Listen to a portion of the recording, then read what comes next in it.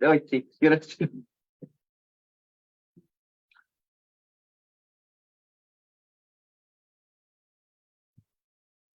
Somos el Frente Intercontinental, cámara y micrófono saltando las redes. Somos la ventana de la lucha popular, confirmando que la lucha es constante. El Frente Intercontinental, cámara y micrófono saltando las redes. Somos la ventana de la lucha popular, confirmando que la lucha es constante.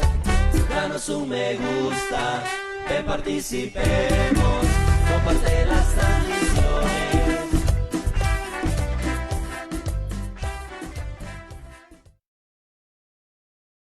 Muy buenos días, muy buenas tardes y muy buenas noches para todos aquellos compañeros que en estos momentos se están conectando. Un abrazo fraterno desde el Frente Intercontinental, la ventana de la lucha popular del pueblo salvadoreño.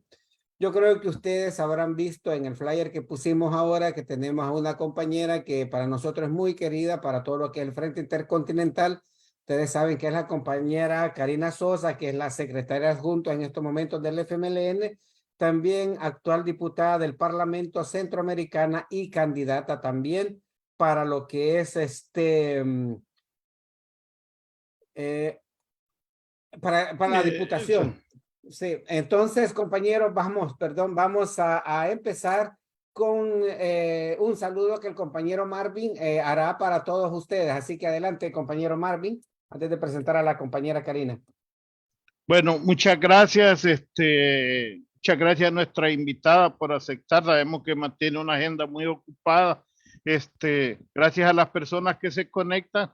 Les pedimos que aprovechemos ese conocimiento de la compañera tiene, ¿verdad? Y hagamos preguntas que atañen al tema y con respeto, por favor. Soy Marvin de Cantagallo, actualmente residiendo en Toronto, Ontario, un salvadoreño más preocupado por la situación que se está viviendo en nuestro país.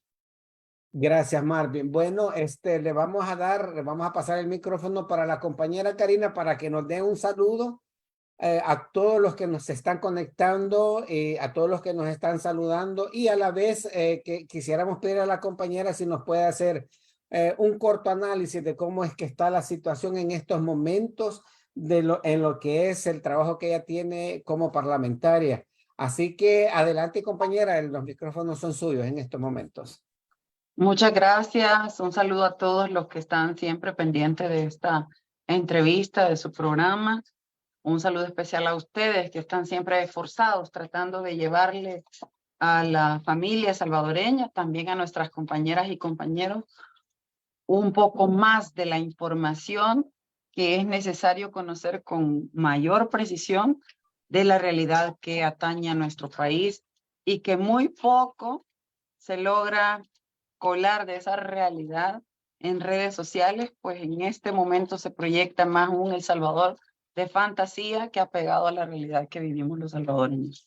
Por eso la importancia de espacios como este. Pues efectivamente usted ha tocado un punto importante a tocar, valga la redundancia, que es hablar del actual contexto que se vive en nuestro país. Todos sabemos que estamos a la puerta de dos días de elección, pero en realidad de 4 elecciones. La de presidente, la de Asamblea Legislativa, y es en febrero, y en marzo, la de consejos municipales y Parlamento Centroamericano. Son escenarios, o mejor dicho, elecciones muy importantes donde se definirán muchas cosas para el país. No podemos ignorar que el país, El Salvador, ha sido un país muy golpeado por diferentes circunstancias a lo largo del tiempo, que hemos hecho esfuerzos propios los salvadoreños por avanzar y salir adelante de esos impases que durante nuestra historia se han dado en diferentes momentos.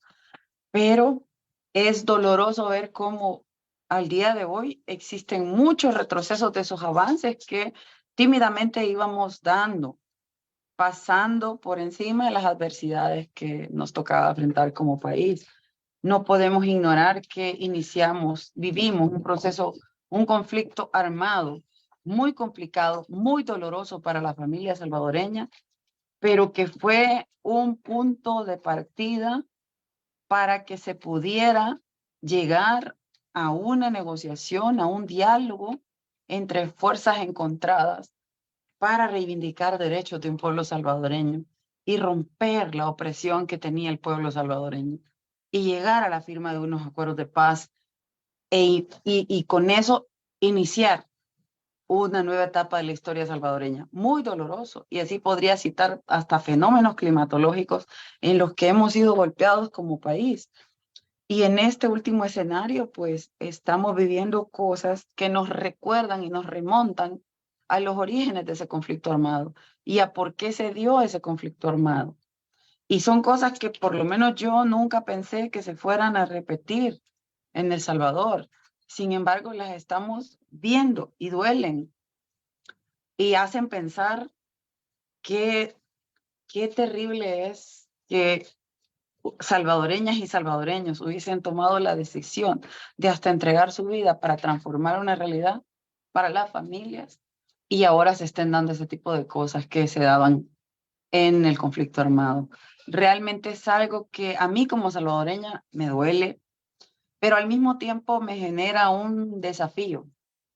Y el desafío es que debemos de dar cada uno de nosotros lo mejor y lo que nos corresponde en este momento de la historia de El Salvador. ¿Y qué es el momento que vivimos? El momento que vivimos está muy cargado de odio, muy cargado de injuria, muy cargado de difamación, muy cargado de señalamientos y falta de asumir responsabilidades propias por parte del gobierno. Hemos visto cómo se inició un periodo bajo la conducción del actual presidente de ataque y ataque y ataque a la oposición y de echarle la culpa de todo lo que se le pudiera ocurrir. Pero ya ahora 4 años es un poco complicado que un funcionario con tan alta responsabilidad esté de manera irresponsable culpando a otros de lo que le está pasando al país en este momento, de las decisiones que ya él está tomando, del casi control total que tiene de todo el aparato del Estado, de cómo es posible que teniendo todo eso, teniendo una mayoría en la Asamblea Legislativa, sigan existiendo excusas para no hacer su trabajo, excusas para no darle respuesta a los salvadoreños de por qué no ha tomado acción y ha ido al encuentro de desmontar esos grandes problemas que afectan a la familia salvadoreña. No hay respuesta. Lo que hay es todo lo que acabo de mencionar, el odio, la injuria, la difamación, entre otras cosas, para distraer su responsabilidad de los problemas del país. Y vemos cómo el día de ayer en los principales noticieros salía el tema del estudio último que hacía la CEPAL, en donde proyectaba a El Salvador como el último de la región centroamericana en materia de crecimiento. Y eso es algo que debería de llamarnos seriamente la atención, porque estamos hablando de que de manera más práctica ahí se mide el impacto que pueda estar generando esa situación en la familia salvadoreña. ¿Qué significa un crecimiento tan pobre?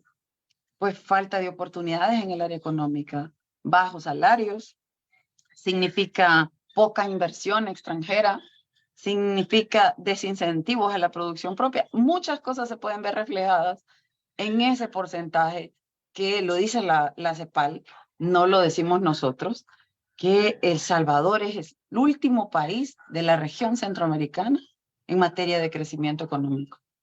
Y eso a mí me quedó sonando y resonando en la cabeza de cómo es posible que quieran centrar los problemas del país únicamente en una de las cosas o una de las áreas que hay que garantizarle cumplimiento a los salvadoreños. Los salvadoreños tenemos muchos derechos. Los salvadoreños, según la Constitución, tenemos muchos derechos y el Estado tiene obligación de garantizarnos. Y hay garantías constitucionales, al menos en el papel. porque en la práctica hemos visto cómo poco a poco se ha ido desmontando el mandato que la Constitución le da al funcionario principal en este país y al resto de funcionarios. Se ha venido desmontando y pasándole encima a la Constitución, pero ahí está escrito que los salvadoreños, las salvadoreñas, tenemos derechos y tenemos garantías, y ellos deberían de preocuparse por cumplirlas. La materia o el área económica, me atrevería a decir que es el área más golpeada que tienen en este momento las familias salvadoreñas.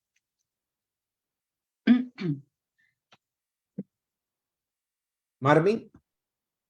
Marvin, ¿tienes el Correcto, compañera. Sí, nosotros vemos, o sea, por un lado, un montón de promesas. Se habló de que en su gobierno iba a haber transparencia, dijo este señor Bukele. La práctica es, vamos a esconder la información, y lo digo así, ¿verdad? Los salvadoreños, 7 años, la vamos a ocultar, ¿verdad? O sea, esa es la práctica. La otra, del poder no se debe de abusar, viene, y el pueblo, pues, ¿verdad? No sé si llamar por ingenuidad o de buena fe, le da una mayoría en la asamblea. ¿Y qué es lo que hacen? Si es que allí ellos son conocidos como los puyabotones, dicen que algunos hasta problemas artríticos tienen, porque solo utilizan un dedo. O sea, no hay parlamentaristas. Hemos visto cuestiones tan que parecen sacadas de una comedia, de que una diputada ahí la grabaron después que habían aprobado X ley, no recuerdo, pidió que le mandaran el anteproyecto porque no lo había leído. O sea, eso en una democracia, pues, verdad, seria, es una cosa absurda, compañera. Entonces, violación, verdad, ha habido evidentemente en los penales. Ahorita se han matado más gente dentro de los penales, y es cierto, ha disminuido los asesinatos, pero está el récord de asesinatos dentro de los penales y no vemos un tan solo responsable ahorita encarcelado. Es decir, este custodio abusó porque golpeó a un reo innecesariamente y hay que seguirle un proceso. No hemos visto mi paisana chalateca María, ¿verdad? Usted ya sabe cuál María, salió ahí un caso de 42,000 sacos de ayuda solidaria con Osiris Luz, y no se investiga, y que el que se involucre en actos de corrupción, dijo el señor Bukele, yo mismo lo voy a meter preso, lo voy a denunciar. Entonces, todo eso, la praxis, ¿verdad? Lo que dijo versus lo que está haciendo, cómo está, compañero. Y también antes para abordar un poco del Parlamento Centroamericano, sé que usted va a votar unos meses, ¿qué proyectos empujó, qué proyectos le satisface y qué cree que falta todavía? Pues hay mucho trabajo que hacer, que le faltó avanzar más al Parlamento. Ahí me quedo. Bueno, definitivamente todos fuimos testigos de la camándula de promesas que hicieron cuando iban a llegar al gobierno, especialmente el actual presidente. Fue una camándula de ofrecimientos, pero no iban en seco, sino que iban acompañados de múltiples señalamientos de cosas que ellos subrayaban con indignación a la hora de dirigirse a los votantes, pero que ahora usted lo ve que esas cosas que señalaron las están haciendo. Y entonces usted dice, ¿y de qué estamos hablando? No es solo la falta de cumplir su palabra con las promesas que le hizo a la población, sino también haciendo lo que señaló. O sea, es una combinación de dos cosas. El hecho de no cumplir y el hecho de repetir lo que señala. Es una incoherencia completa, una incoherencia total. Y entonces cuando usted viene y quiere cuestionar ese tipo de cosas, empiezan a atacar a la persona que habla y no el mensaje que uno está diciendo, porque no tienen la capacidad de refutar con argumentos y con pruebas lo que se les señala. Y lo que hacen es empezar a denigrar, a agredir, a ridiculizar a quien está haciendo ese planteamiento, sea de cualquier partido que sea de la oposición, pero si es del FMLN, como que le gusta más a él empezar a señalar a los del FMLN de cualquier cosa, con tal de distraer la atención del señalamiento con tal de distraer la falta de respuesta hacia la familia salvadoreña de todas las propuestas que hizo y ofrecimientos y promesas de campaña, con tal de no verse exhibido, de no tener una respuesta para todo eso, entonces empieza la agresión, el ataque, y no hay un combate frontal en contra de planteamientos, sino dirigido a personas. Y para mí esa es la forma más baja de hacer política. Y se vendió una manera diferente de hacer política. Pero lo que hemos visto es que la política del país está atravesando los momentos más bajos. ¿Por qué?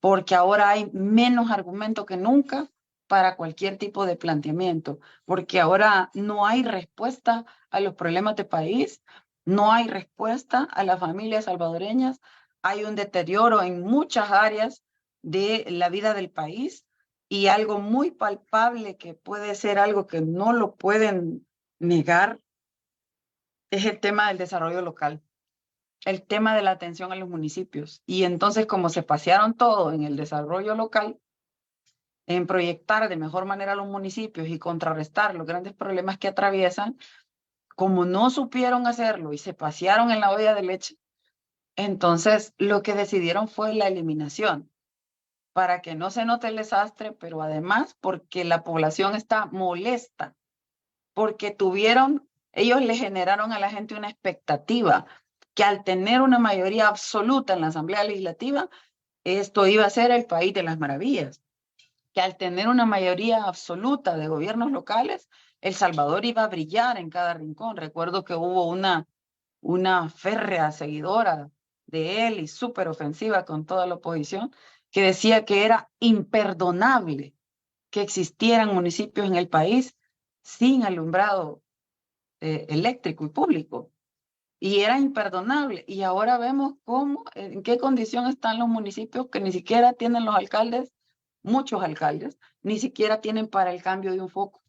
Porque hay alcaldías de alcaldías, hay unas que pueden generar ingresos a través del cobro de impuestos o las tasas o la venta de un servicio, pero hay otras alcaldías que son extremadamente limitadas, que no tienen acceso a ese tipo de cobros o a esos ingresos. Entonces se la ven más a palitos que otras. Y no hay ni siquiera para el cambio de foco. Y a esta señora le sonaba sumamente indignante el hecho de que no existiera alumbrado en todos los lugares. Yo considero que es importante decir que hay que encaminarse a mejorar El Salvador. Eso no se discute, eso no se refuta. Eso es como 2 y 2 son 4. Hay que hacerlo, que mejore el país. Pero hay que saber dar pasos en ese camino, o hacia esa ruta, o trazándose ese objetivo. Usted tiene que saber dar pasos y está en la responsabilidad, porque no es su pisto. Cuando es funcionario público y administra fondos, no es su pisto, es el del pueblo. Está en la obligación, en la responsabilidad de medir sus acciones antes de llegar al objetivo final. Tiene que ir evaluando para ver si esas políticas públicas que implementa, para ver si esos acuerdos y esas resoluciones administrativas que buscan en determinada área de las carteras del Estado y también en lo municipal, si efectivamente están dando un resultado esperado o están enrumbándose hacia el cumplimiento de ese resultado esperado. Pero lo que hemos visto ahora es pura improvisación, puro señalamiento, pura, yo diría, acciones infantiles que van caminando muy distante a la realidad salvadoreña y sobre todo que quedan muy lejos de convertirse en alternativas de solución para los problemas de las familias en las comunidades de nuestro querido El Salvador. Bueno, después de lo que usted nos dice acá y hace un pequeño análisis de cómo se encuentra la situación en el país, que es un verdadero caos, digamos. Sabemos definitivamente que lo que se necesita para enrumbar de nuevo a un país donde los pobres se mantengan o tengan más calidad de vida, nosotros tenemos que hacer ciertos cambios. Y esos cambios se acercan. ¿Y cómo lo puede hacer el pueblo salvadoreño? Dando sus votos en las elecciones. Pero antes de que toquemos, por ejemplo, nosotros sabemos que usted va como candidata, también nosotros quisiéramos tocar, ¿cómo es que ve usted, por ejemplo, el voto en el exterior? ¿Cree usted que hay garantías necesarias que si los compañeros, los que estamos fuera, damos sus votos, van a llegar donde nosotros queremos, o ellos ya tienen algo listo para que esos votos se vayan o se enrumben por otra parte? Esa es la No, pregunta. Pues yo mire, también tengo una pregunta, compañera. Quisiera que me diera su opinión, ¿verdad? Porque esta señorita Alexa, no sé si tendrá, no, pero habló del turismo electorero, ¿verdad? Cuando era la oposición, pero ellos hace poco viajaron 16 de ellos. Y por cierto, unos hipotes que lo llevaron para estos días, ahí salió la noticia que quedaron varados, compañera. O sea, como que no les dieron los viáticos que les ofrecieron y los hipotes con la familia prácticamente varados, pero ellos 16 diputados de la misma fracción, los que dijeron de que no se valía estar haciendo turismo electorero. No sé, que también me gustaría agregar eso a la pregunta del compañero. sí, bueno, hemos visto que la campaña ya empezó para ellos hace ratito y se va consolidando la campaña antes que el tribunal dé el banderillazo de salida. Ya se notan acciones encaminadas a eso. Y no puedo dejar de mencionar, pues, que hasta spot publicitarios están saliendo haciendo señalamientos muy graves hacia la oposición. Y yo lo veo con mucha preocupación y están difamando, diciendo que nosotros queremos hacer cosas que, hablo por el FMLN, que ni siquiera se nos ha ocurrido y que por el contrario, creemos que es importante apostarle y también identificar principales temas o problemas que atañen a la familia salvadoreña que deben ser ubicados como temas de país. ¿Y qué implica esto? En temas de país debe de procurarse, para las grandes decisiones, debe de procurarse un ambiente armónico de diálogo, de concertación entre las fuerzas políticas y también los sectores de la sociedad salvadoreña. Eso es pensar en fortalecer un país, no en dividirlo en 1000 pedazos y poner a hermanos a enfrentarse por cualquier cosa que ponen a circular en las redes sociales. Eso no es construir país, eso es destruir país.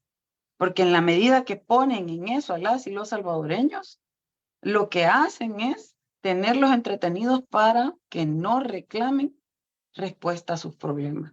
Entonces, es algo que preocupa mucho y yo creo que en el próximo escenario electoral, la población salvadoreña, los salvadoreños en el exterior, los que están aquí también, deben de poner su mirada principalmente en cuáles son esas respuestas que la clase política que estaremos en esa contienda electoral estamos ofreciéndole, tanto a los salvadoreños que están aquí como a los que están fuera del país. No se vale ir a tomar una decisión por emoción. No, ya que no, que falle el marketing político, que no le toquen su decisión de votar por un video que le ponen en YouTube. Usted reflexione, amigo, amiga salvadoreña, reflexione qué quiere para El Salvador, pero no en función de lo que lo ponen a ver en un video de YouTube. Hay que hacer una valoración mucho más amplia. Yo esperaría que las y los salvadoreños en el exterior tomen la mejor decisión y si es posible se apersonen a los lugares habilitados para que puedan emitir su voto quienes tienen la dirección fuera del país. Pero existen otros salvadoreños que viven fuera que no tienen la dirección de su documento de identidad fuera del país, sino que tienen la dirección de su municipio de origen y que tienen la posibilidad de acercarse en momentos electorales para poder venir y ejercer su derecho, que es el sufragio, su derecho y su deber, que es el sufragio. En ese sentido, me parece a mí que es importante prestarle atención a la elección de los salvadoreños en el exterior. Son una cantidad muy significativa. Estoy conocedora desde hace varios años, desde que inició el voto en el exterior, que no todos tienen el interés de emitir el voto en función de autoridades salvadoreñas. Eso yo lo he podido percibir durante el tiempo que he estado como diputada cercana al tema de los salvadoreños en el exterior. Pero ahora existe un dato que llama la atención y están hablando de una entrega de cerca de 800,000 entre DUI nuevos y pasaportes que en teoría estarían habilitados para poder votar en la próxima elección. En ese sentido, uno se pregunta, con la poca claridad que existe para garantizar la verdadera implementación de voto al exterior y viendo un árbitro tan aguado como es el Tribunal Supremo Electoral, uno se pregunta cuál va a ser la garantía de ese proceso o de esa etapa del proceso electoral que tiene que ver con salvadoreños en el exterior. Me pregunto, ¿le van a respetar de verdad la decisión a quienes voten? ¿Quiénes van a poder votar en realidad? Porque hay dudas sobre algunos mecanismos de seguridad que puede tener, por ejemplo, el voto electrónico. Hay algunas dudas que no están solventadas. Entonces, se generan muchas más inquietudes que garantía de que el proceso va a ser efectivamente, se va a cuidar ese proceso para garantizar la voluntad de quien vote y para respetar a quienes no tomen la decisión y que no les vayan a usurpar sus documentos de identidad y que vaya a salir votando otra persona por cualquiera de los espacios. Pero el que más preocupa es el tema de el link en el que pueden tener un ingreso y pueden votar de manera electrónica. Esas son las cosas que preocupan. Y entonces deberíamos de ver un árbitro que es el Tribunal Supremo Electoral mucho más firme, mucho más contundente, más a favor del soberano. ¿Y quién es el soberano? No, no es el que dirige el soberano. Discúlpenme, no es el que dirige este país. El soberano se llama pueblo salvadoreño. Y los funcionarios debemos de estar alrededor de el soberano, no del soberano que creen que algunos creen que es el soberano el que dirige, sino que el soberano es el pueblo, porque es el pueblo el que escoge a los funcionarios públicos.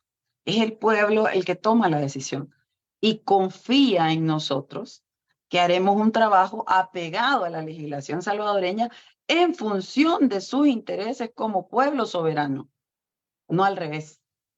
Entonces, ahí hay un poco de preocupación para mis queridos compatriotas salvadoreños, salvadoreñas que están en el exterior. Yo les pediría nuevamente que si están considerando participar en esa fiesta electoral, que ojalá que se respeten derechos, pues que lo hagan y que busquen que se garantice su derecho a votar. Cuiden y sean recelosos de su voto. Yo creo que eso es algo muy importante que le podría ser un contrapeso a cualquier tipo de cosa que se pueda dar durante esta etapa del proceso electoral.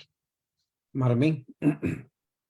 Correcto, compañero. Sí, a nosotros hemos hablado aquí con el compañero Daniel y con otros compañeros y nos llama la atención esa cantidad tan exagerada de salvadoreños interesados en sacar su DUI, o sea, por lo que usted decía, porque hay gente que dice, yo ni vivo allá, ¿para qué me voy a involucrar? La gente que allá decide, y mucha gente, y la máxima votación ha sido 6,000 y algo, no recuerdo la cifra, compañero, pero ahora ellos hablan de cifras de hasta de cientos de miles de gente que van a votar, digo yo, no sé, ¿verdad? O sea, y se hizo una campaña fuerte en el pasado, por ningún partido, sino a votar, pues, ¿verdad? Como un acto cívico, como un derecho. Entonces no sé de dónde sacan y lo que usted dice, pues, ¿verdad? Todo lo que viaja en el aire por internet puede ser cambiado. Ojalá que hayan los árbitros, nosotros como salvadoreños, el compañero que vive allá en Suecia, yo que vivo en Canadá, y si yo emito un voto por la compañera Karina, por la compañera X o Y, por el compañero que ese voto se respete, pues, ¿verdad? Que no vaya a cambiar en el aire, pues, y aparezca, pues, ¿verdad? Que voté por una golondrina, no, yo no la haré. Pero, o sea, eso es lo que pedimos nosotros, árbitros neutrales, pues, que garanticen el proceso, la transparencia del proceso, compañero. Y la otra, ¿cómo siente su función el Parlamento Centroamericano? Lo va a extrañar, compañera, porque usted ha hecho mucha función a favor del TPS y otros temas a nivel centroamericano, porque el TPS no solo es para los salvadoreños, hay que decirlo, pues verdad, ese es por un lado, y por el otro lado que nos hable qué la motivó a buscar una candidatura por el departamento de San Salvador, compañero. Antes, si me permite, compañera, antes de que Sí. conteste esta pregunta, está una compañera en el chat que hace que le quiere hacer una pregunta y dice, ¿qué piensa usted sobre que el FMLN, permítame, dice, una pregunta, ¿cuál sería la mejor forma de votar? Perdón, ¿cuál es? ¿Se cortó? Dice, ¿cuál sería la mejor forma de votar para dificultar el fraude? Es la pregunta que se la compañera. Bueno, si hay respuesta, por supuesto, ¿va? Si no, porque a veces las cosas, aunque uno quisiera tener mecanismos para que eso no se dé, pues lógico. Sí, pero yo acabo de mencionar algo. Mire, cada Sí. uno se debe convertir en garante que se respete su derecho. Cada uno de nosotros debe ponerse receloso con ese tema de que se respeten sus derechos. Ahora no todos los partidos políticos vamos a tener la oportunidad de ser vigilantes de las mesas en el exterior.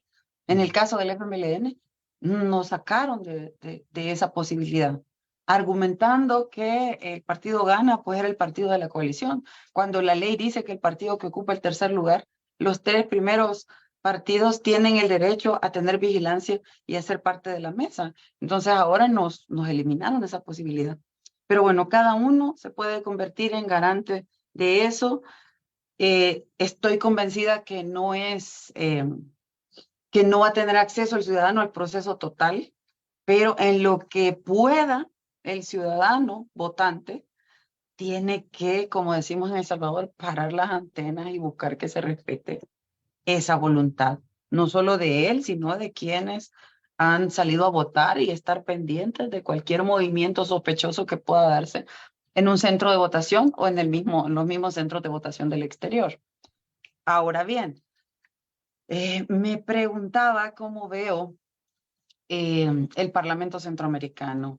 Siempre lo he dicho, desde antes de ser diputada del Parlamento Centroamericano, cuando era presidenta de la Comisión de Relaciones Exteriores en la Asamblea Legislativa, yo entendía muy bien el tema de la integración y por ende de las instancias de la integración. El Parlamento es el ente político y para mí el Parlamento es el espacio clave para poder proyectar de mejor manera iniciativas de ley o recomendables que tienen que ver con varios temas que nos atañen a toda la región. Y solo voy a agarrar uno a manera de ejemplo, el mismo tema del que hemos estado hablando, el tema de la migración.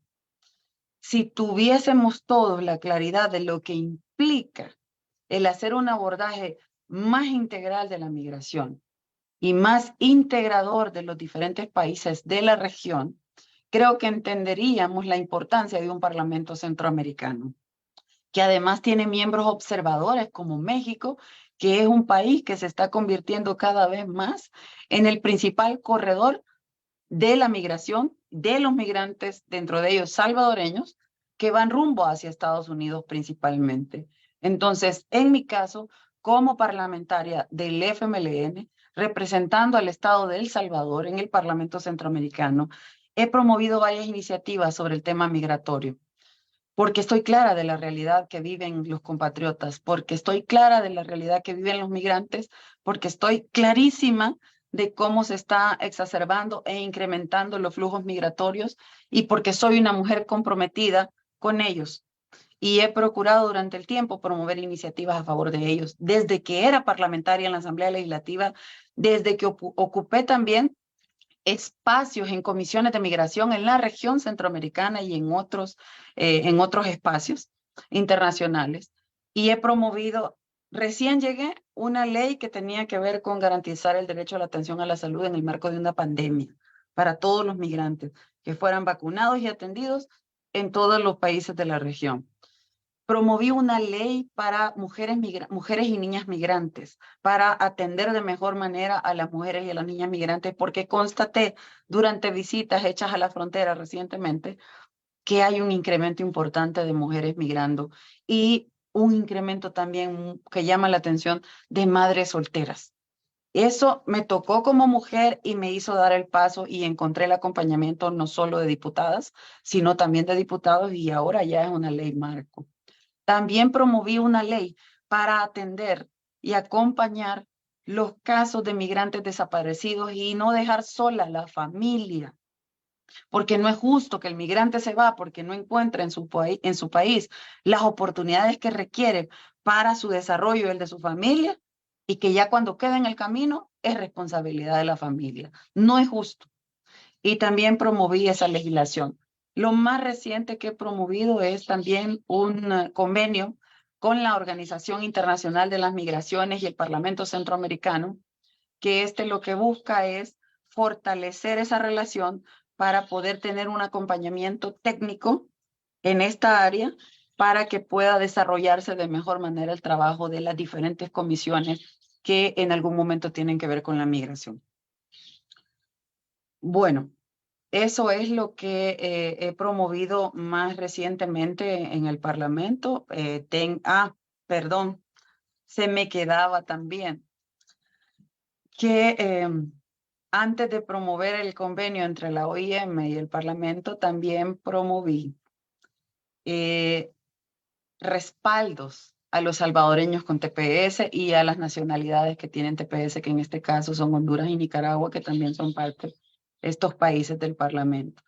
Promoví esa iniciativa y es muy importante decir que el Parlamento Centroamericano acompañó por unanimidad ese respaldo a los compatriotas con TPS y también a los hondureños y nicaragüenses. Imagínense qué curioso, mejor el Parlamento y no la Asamblea Legislativa de El Salvador, por Dios. La Asamblea Legislativa de El Salvador siempre había acompañado a los salvadoreños con TPS, con esa expresión de buena voluntad y ese espaldarazo político a través de pronunciamientos, pero además hacíamos cabildeo, íbamos a Estados Unidos a hablar con senadores, congresistas, para abogar por nuestros compatriotas. Y muchas veces coincidimos con gente, por ejemplo, de la Alianza por el TPS, para acompañarlos en su cabildeo. Ellos realmente, se lo digo porque me lo dijeron a mí como presidenta de la Comisión de Relaciones Exteriores, que estuve ahí con otros diputados y también con el entonces canciller Hugo Martínez, nos decían que agradecían mucho ese apoyo. Pero ahora un simple pronunciamiento, que no es tan simple, muy importante, muy significativo, pero digamos que el paso más sencillo que pudo haber dado la Asamblea Legislativa de respaldo a los TPS. 14 votos tuvo. Ese mismo pronunciamiento que esta servidora presentó en el Parlacen y que lo votaron todos los diputados por unanimidad, lo aprobaron por unanimidad, incluyendo allá todos los diputados de todos los países. Lo traigo a la Asamblea y aquí solo tiene 14 votos. Primera vez en la historia que la Asamblea le da la espalda a los TPS. Pero sin embargo usted ve que andan allá haciendo esos grupos para querer hablar con los salvadoreños en el exterior y cuando tienen la oportunidad de hacer algo por ellos, no lo hacen. Ni pronunciamiento, ni cabildeo, ni acercamiento con la autoridad, sino por el contrario, les han tenido que hacer protestas en la embajada de Washington porque no los querían acompañar en el cabildeo. ¡Qué vergonzoso es eso! Eso es penoso. Eso no es un paso atrás, son kilómetros para atrás.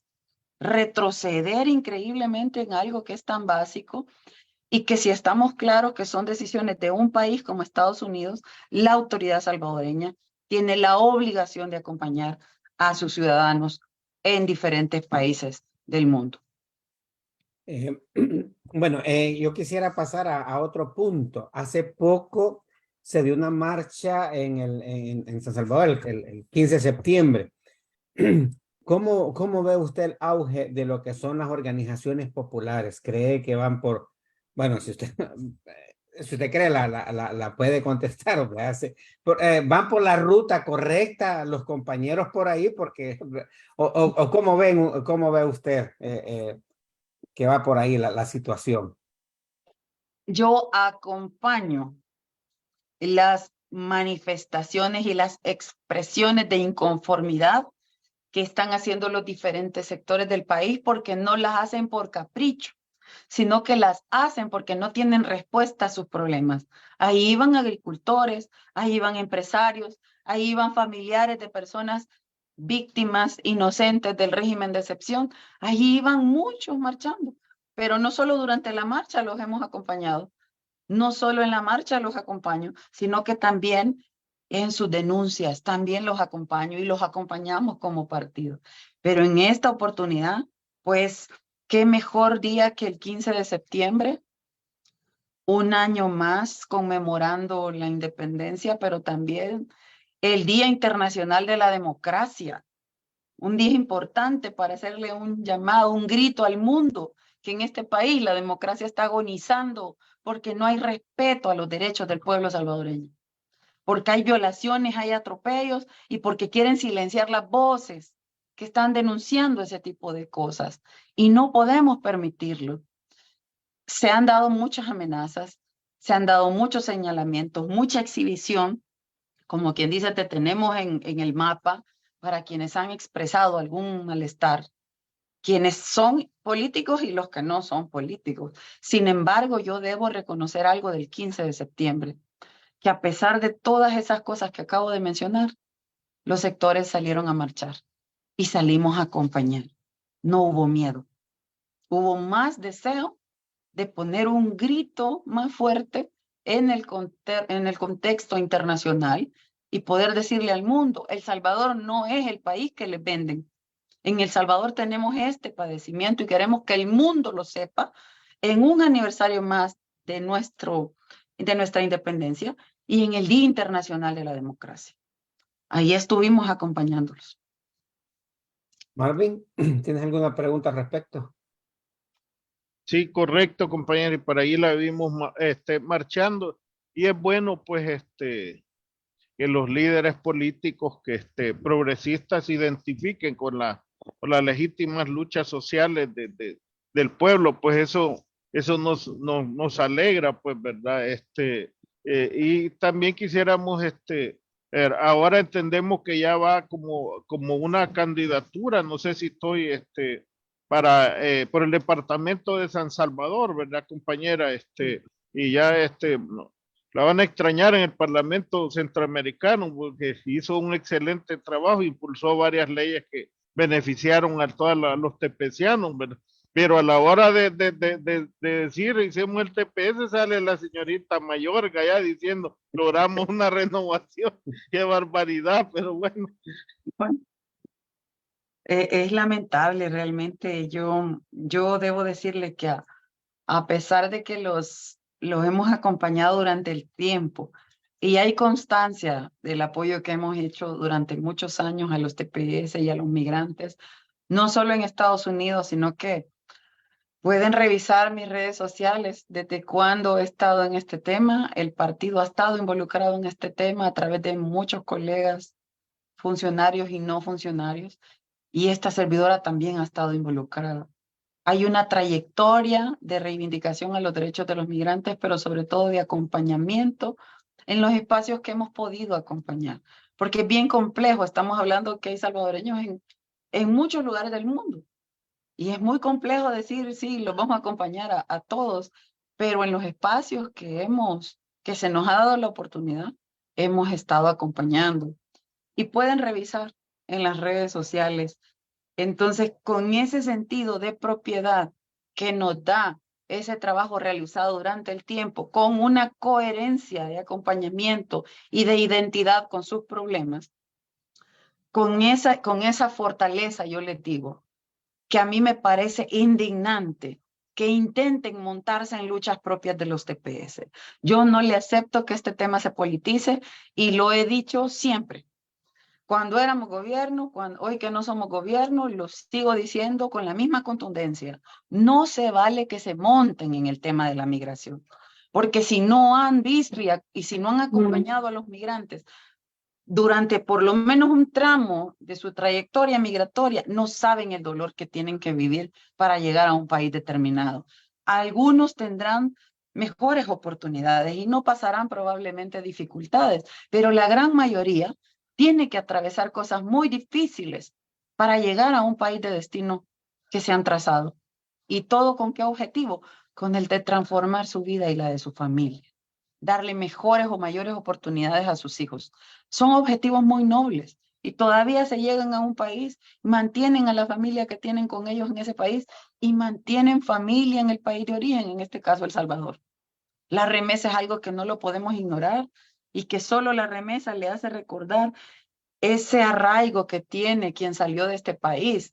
Y si tiene arraigo para mandar remesa, ¿por qué no le vamos a fortalecer el arraigo con la responsabilidad que tenemos los funcionarios de atenderlos a través de la autoridad del país, de destino o de tránsito, de atenderlos de mejor manera? No se vale que cuando van en el camino, ahí vean cómo hacen. Cuando ya llegan allá y son prósperos y les ha ido bien, entonces sí, son héroes, son los salvadoreños en el exterior, o son como ellos le llaman la diáspora. No se vale. Yo creo que hay que acompañarlo siempre y yo seguiré machacando. No se vale tampoco montarse en sus propios esfuerzos y sobre todo en su dolor para hacer política. No. Si van a hacer algo, que sean acciones positivas, políticas públicas, coordinaciones con autoridades de destino, coordinaciones con autoridades de tránsito, pero y acciones propias aquí en el país, pero no hacer este tipo de cosas como ellos se esfuerzan por lograr al menos una prórroga porque su especial énfasis está en tener papeles. Los TPS quieren que le den el estatus permanente, o sea, tener papeles, como conocemos en buen salvadoreño. Pero al más no haber, ellos están luchando también porque al menos se les den prórrogas.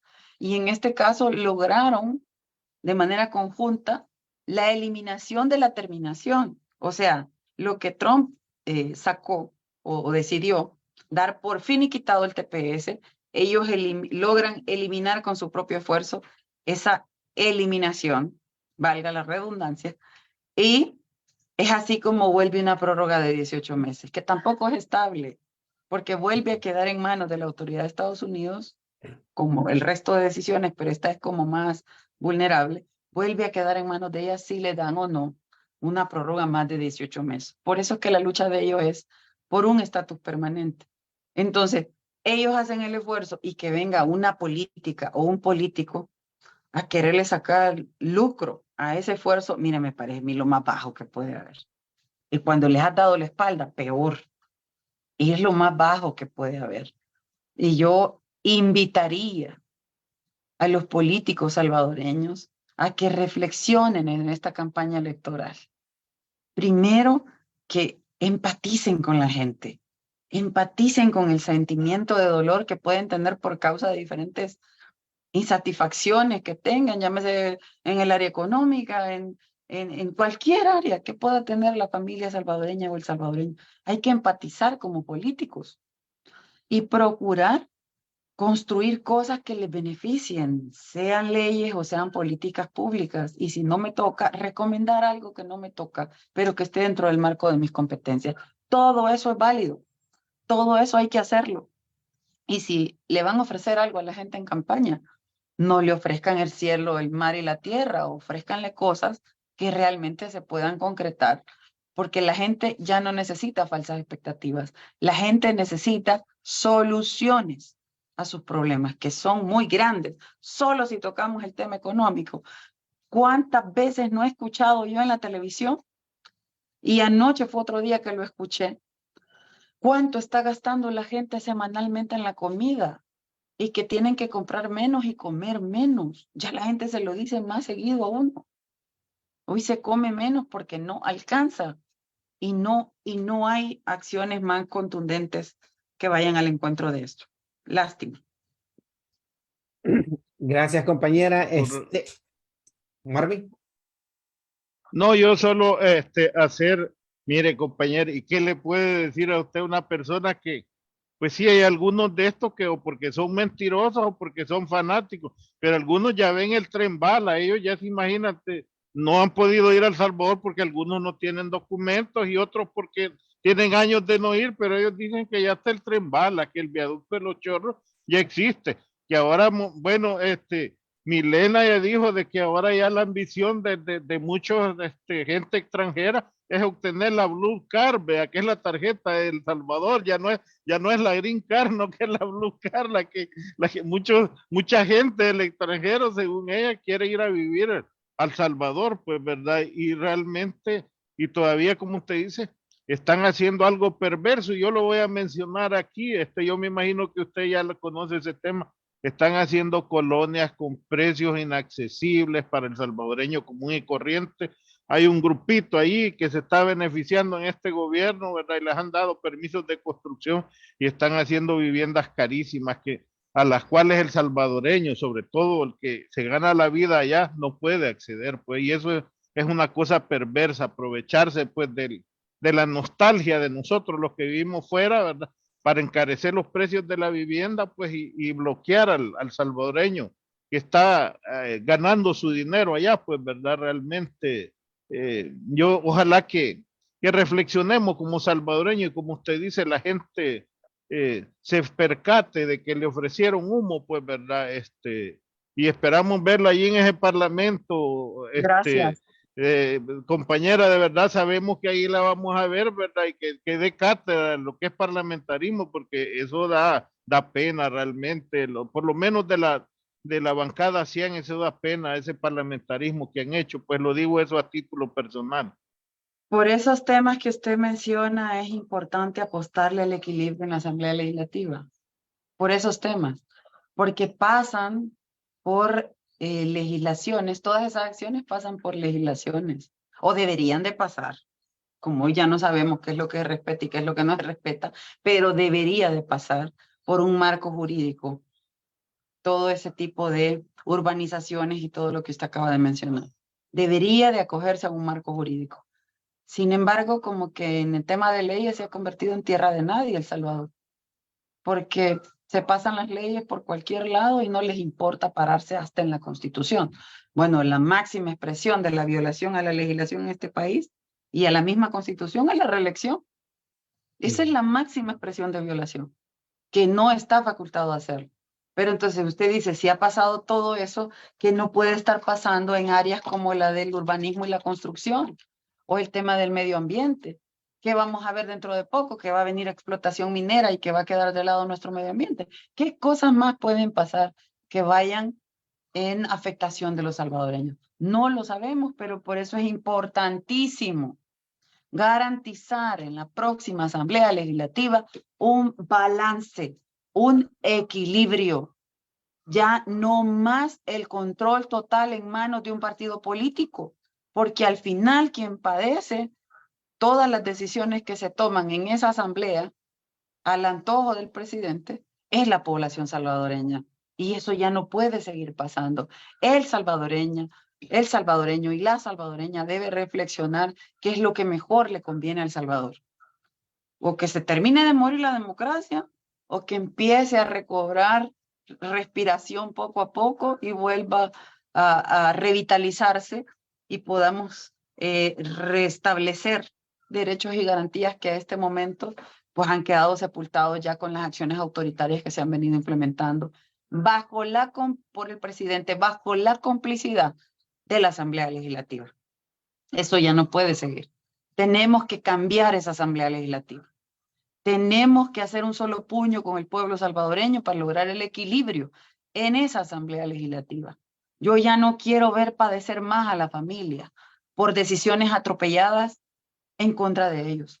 Yo quiero que las familias, a través de la Asamblea Legislativa, tengan legislaciones que procuren mejorarle la vida a ellos, a las comunidades, a cada una de las familias salvadoreñas, no a un grupo.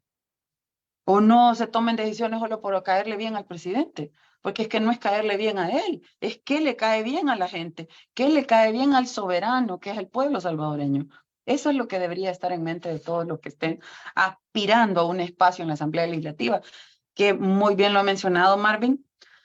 Yo estoy de candidata por el departamento de San Salvador a la Asamblea Legislativa nuevamente. Y bueno, quiero decirle que cuando estuve en la Asamblea Legislativa fue un espacio importante para poder hacer tomar acción a favor de la familia salvadoreña junto con mi grupo parlamentario, pero especialmente fue un espacio en el que se me permitió promover y aprobar iniciativas a favor de los salvadoreños en el exterior, que es algo que a mí me llena de satisfacción. Y si lo hice antes, pues es parte de la agenda que primero Dios y la confianza del pueblo salvadoreño, los que radican en el área de San Salvador, departamento, si toman esa decisión de tomarme en consideración para estar ahí, pues será parte de la agenda que vamos a impulsar como FMLN, el tema de garantizar el acompañamiento para la defensa de los derechos humanos de nuestros compatriotas en el exterior. Gracias, compañera. Sí, bueno, lo que yo le podría decir en una forma personal, yo creo que ya escuchamos a la compañera Karina, hoy depende de nosotros, tanto de los compañeros de los salvadoreños que estamos fuera como dentro del Salvador, para que nosotros hagamos cambiar lo que en estos momentos está pasando en El Salvador. Yo creo que todos lo conocemos, hemos traído cantidad de compañeros que nos tocan diferentes temas. Viene la compañera Karina, nos vuelve a decir qué es lo que está pasando. Hoy va a necesitar de que nosotros pongamos de nuestra parte. Yo quisiera en lo personal, compañera, darle las gracias. Nosotros sabemos que su tiempo es corto, anda corriendo por todas partes, pero que siempre está con nosotros, siempre que la llamamos ahí está con nosotros. Le agradecemos infinitamente ese tiempo que nos da. Y bueno, decirle a los compañeros, pues gracias también por todos aquellos que se han conectado, aquellos que han saludado a la compañera. Acá están buenos saludos también para aquellos que de una u otra forma pues no quieren reconocer el trabajo, están ciegos quizás, ¿verdad? No quieren reconocer el trabajo que ha hecho la compañera como el partido, compañeros del partido del FMLN. Así que me voy despidiendo de ustedes, no sin antes, Marvin, no sé si tú quisieras despedirte de los compañeros. Antes que nada, quieren escucharte de nuevo, dicen. No, bueno, yo agradecerle incluso a alguno que otro golondrino que anda ahí. Es bueno, hombre, de que vengan a ver aquí, así escuchan la realidad. Ojalá que eso les abra su mente, sus ojos, pues, ¿verdad? Yo puedo decir, miren, equivocarse es de humano, rectificar es de sabio. Muestren que son sabios y rectifiquen. Les ofrecieron un montón de cosas, solo les han dado humo, rectifiquen, es lo que yo les podría decir. Soy Marvin de Cantagallo Chalate, actualmente residiendo en Toronto, Ontario. Muchas gracias por haber estado con nosotros, compañeros. Gracias, No, gracias. gracias a ustedes. Solamente agregar algo, y es que es una reflexión que yo escuché en un municipio del sur de San Salvador. Yo le llamo municipio todavía, pero quedó eliminado con esta decisión presidencial. Pero alguien de la población, de un cantón, decía, es que a veces hay unos que no quieren reconocer el error que cometieron porque no es que se equivocaron nada más, sino porque son cómplices y siguen siendo cómplices de las cosas que se están tomando. Una reflexión de un ciudadano de un cantón que de plano, les digo, a mí me dejó nueva con su valoración y creo que tiene razón. Pero aún así, todavía tienen la oportunidad de hacer algo importante por El Salvador. Yo les agradezco este espacio en esta entrevista. Siempre será un gusto estar con ustedes compartiendo de diferentes temas que tienen que ver con la realidad salvadoreña y sobre todo que escuchen también qué es lo que pensamos hacer desde los espacios en donde en esta oportunidad estamos de candidatos por el FMLN. Gracias. Gracias a usted, compañera. Bueno, vamos a ir terminando con nuestro tema. Somos el Frente Intercontinental, cámara y micrófono asaltando las redes. Somos la ventana de la lucha popular, confirmando que la lucha es constante. Frente Intercontinental, cámara y micrófono asaltando las redes. Somos la ventana de la lucha popular, confirmando que la lucha es constante. Danos un me gusta, participemos, comparte las transmisiones.